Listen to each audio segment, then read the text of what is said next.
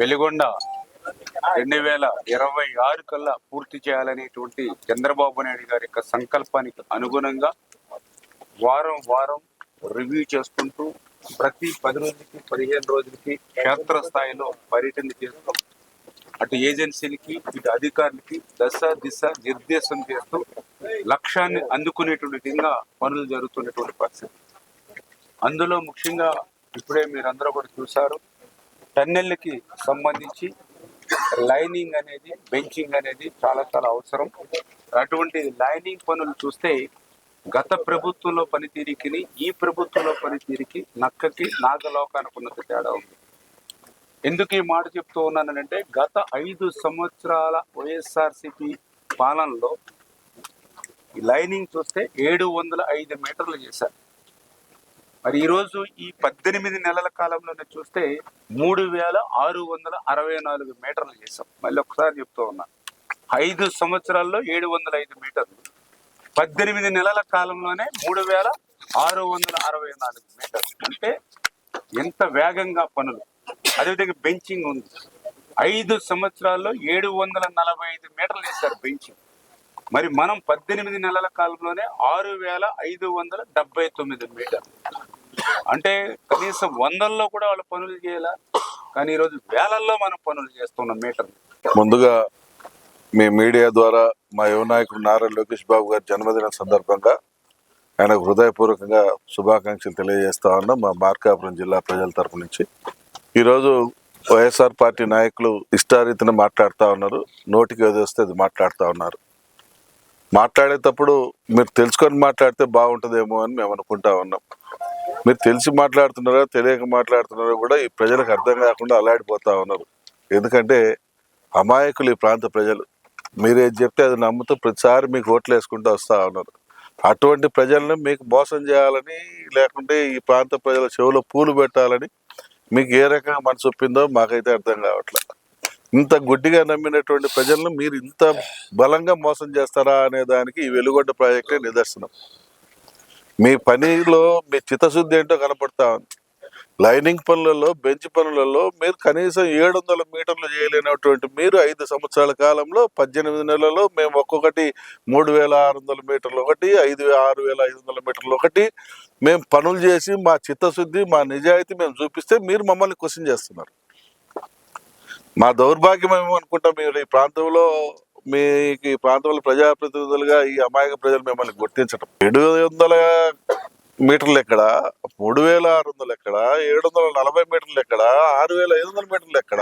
అది 5 సంవత్సరాల్లో నువ్వు పొడిచింది ఆ మాత్రం అయితే, మేము 18 నెలల్లో మేము చేసింది ఇంత భారీ స్థాయిలో మేము చేస్తే మీరు మమ్మల్ని నిధులు లేవు, అవి లేవు, 2000 కోట్లు కేటాయించాలని మాట్లాడతారు. బడ్జెట్లో కేటాయించింది 325 కోట్లు. ఇప్పుడే మా రామన్న చెప్తా ఉన్నాడు 550 కోట్లు ఇచ్చినామని. అంటే ఇంకా తెలియదా? పని ఎంత పని జరిగితే అంత డబ్బులు ఇస్తాం. బడ్జెట్తో పని లేదు. బడ్జెట్ ఎంత అవసరమైనా మీరు 10,000 కోట్ల పనులు చేసినా ఇచ్చే బాధ్యత నాది అని మా ముఖ్యమంత్రి గారు చెప్తా ఉన్నారు. బడ్జెట్లో కేటాయించినంత మాత్రాన మీరు నోటికి ఏదొస్తే అది వాగి ఈ ప్రజలను తప్పుదోవ పట్టించాలని చూడటం, ఇంకా ఈ ప్రజలు అమాయక ప్రజలు మీ మాటలు ఇంకా నమ్ముతా ఉన్నారంటే ఈ ప్రాంత ప్రజల అమాయకత్వాన్ని చూసి మేము చాలా సిగ్గుతో తలదించుకుంటా ఉన్నాం. వెలుగొండ పూర్తి చేస్తే 7 ఏడాదిలో పూర్తి చేస్తానంటే మీరు 7 ఏడాదిలో పూర్తి చేయకుండా ఏ సంవత్సరం ఆ సంవత్సరం, ఏ సంవత్సరం ఆ సంవత్సరం చెప్పుకుంటూ ఈ ప్రాంత ప్రజల చెవులలో పూలు పెట్టి 5 ఏళ్ళు పబ్బం గడిపారు. లాస్ట్కి జాతికి అంకితం చేసిపోయారు. మరి మేమేమో వాస్తవాలు గ్రహించి ఏదో ఒక రకంగా ఈ ప్రాంతంలో ఉన్నటువంటి ప్రజల కష్టాలను బయట వేయాలా, ఈ వెనుకబాటుతనం పోగొట్టాలా, ఈ ఫ్లోరిన్ నీళ్ళ బారి నుంచి కాపాడుకోవాలా అని చెప్పి మేము ప్రయత్నం చేసుకుంటూ మేము కష్టపడి తిరుగుతూ ఈ ఒక పక్క వెలుగొండని త్వరితగతిన పూర్తి చేయించాలని చెప్పి మా మంత్రి గారు ఇప్పటికి 4 సార్లు 5 సార్లు ఇప్పటికే వచ్చిపోయారు. అంటే ఏ రకంగా చిత్తశుద్ధితో తిరుగుతా ఉన్నామో మీరు అర్థం చేసుకుంటే, ఈ ప్రజలు అర్థం చేసుకుంటే చాలు. మాకు వాళ్ళు అర్థం చేసుకోవాల్సిన పని లేదు. వాళ్ళు మాకు దీంతో సమానం, మాకేం పెద్ద ఇబ్బంది లేదు. అయితే ఇప్పటికైనా ప్రజలు గమనించండి, 180-200 కిలోమీటర్ల పైచిలకు పోవాల్సినటువంటి ఒంగోలుకు జిల్లా హెడ్ క్వార్టర్కి పోవాల్సినటువంటి ఈ ప్రాంత ప్రజల కష్టాలను గుర్తించి మన ప్రియతమ ముఖ్యమంత్రి గారు మనకు జిల్లా ఇచ్చారు.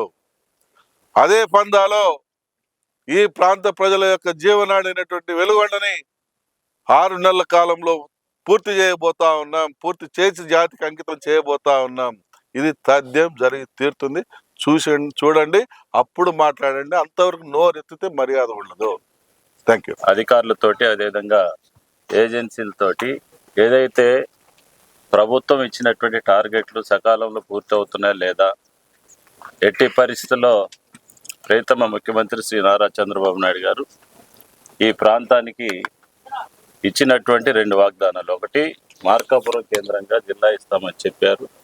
దానిని ఇటీవల కాలంలో మార్కాపురం జిల్లాను ప్రకటించి ఈ ప్రాంత ప్రజలు పెట్టుకున్నటువంటి దశాబ్దాల కాలంగా ఉన్నటువంటి కోరిక నెరవేర్చారు. రెండవది, ఈ ప్రాంతంలో కనీసం తాగేదానికి గుక్కడి నీరు దొరికేటట్టు పరిస్థితి లేదు. దగ్గర 1500-2000 అడుగులు మరి బోర్లు వేస్తే తాగేదానికి నీళ్లు రావటం లేదు. కానీ ఈ ప్రాంతంలో, ఈ కరువు ప్రాంతాన్ని పూర్తిగా సస్యశ్యామలం చేయాలంటే ఏకైక మరి ప్రాజెక్టు వెలుగొండ ప్రాజెక్టు. దీనిని త్వరితగతిన పూర్తి చేసి ఈ ప్రాంత రైతాంగానికి సాగునీరు, ప్రజలకు త్రాగునీరు ఇవ్వాలనేది లక్ష్యంగా రెండో ప్రామిస్ చేయటం జరిగింది. ఆయన ఇచ్చినటువంటి రెండో ప్రమాణం అత్యంత త్వరగా పూర్తి చేసి ఈ ప్రాంతానికి ఇచ్చినటువంటి మాట నిలబెట్టుకోవాలని ఆయన తీవ్రమైన కృషి చేస్తూ ఉన్నారు. మన అదృష్టం జలవనరుల శాఖ మంత్రిగా మరి గౌరవనీయులు శ్రీ నిమ్మల రామానాయుడు గారు ఈ యొక్క నీటి పారుదల శాఖ మంత్రి ఉండటం అనేది మనందరూ అదృష్టం. ఎందుకంటే చిన్నప్పటి నుంచి కష్టపడే తత్వం, ప్రభుత్వం ఇచ్చిన లక్ష్యాలని త్వరితగతిన పూర్తి చేసి ప్రభుత్వానికి మంచి పేరు తీసుకొని రావాలనే ఉద్దేశంతో ఈ 50 రోజుల్లోనే ఇది 4వ విజిట్. ఒకవేళ విజిట్గా రాలేకపోయినా వీసీల ద్వారా మరి ప్రభుత్వ అధికారులతో రివ్యూస్ తీసుకొని దీని పురోగతిని పరిశీలిస్తున్న సందర్భం. అయితే ఇక్కడ దురదృష్టం ఏంటంటే ఎప్పుడు కూడా ఈ ప్రాంతంలో వైసీపీ సంబంధించినటువంటి కాంగ్రెస్ కానీ వైసీపీ ఎమ్మెల్యేలు ఎక్కువ సార్లు గెలిచినటువంటి పరిస్థితి. ఆ రోజు జగన్మోహన్ రెడ్డి ఇక్కడికి వచ్చి జాతికి అంకితం చేసిన రోజున మరి ఇప్పుడు ఎవరైతే మాట్లాడుతున్నారో అందరూ చప్పట్లు కొట్టారు పక్కన పూర్తయిందని ప్రాజెక్ట్. ఇప్పుడేమో నిధులు అడుగుతున్నారు. అంటే జగన్మోహన్ రెడ్డి అబద్ధం చేసినాడని వారి ప్రజాప్రతినిధులు, వారి పార్టీకి సంబంధించినటువంటి నాయకులు ఈరోజు వాళ్ళు మాట్లాడుతున్న సందర్భాలు. కాబట్టి మీడియా మిత్రులందరూ కూడా దీన్ని తెలుసుకోవాలా. వాస్తవాలు ఈరోజు మీరు చూశారు. మనం ఇప్పుడు ప్రధాన ఫీడర్ కెనాల్ మీద పోతే కింద నుంచి కాంక్రీట్ పనులు చేసుకునే పరిస్థితి.